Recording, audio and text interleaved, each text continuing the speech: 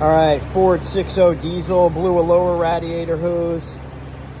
The drivers, our employees, decided to keep driving it. Now it's a crank won't start issue.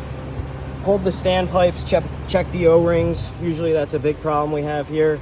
O-rings are all good. Replaced the old standpipes anyway. Pulling the IPR now. If you know anything about these 6.0s, these IPRs are fun to get to, but I'm using my compact body 3/8 with the IPR socket on it. Get the IPR out, see what that looks like.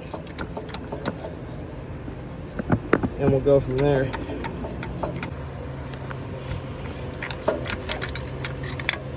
Alright, let's see what this thing looks like.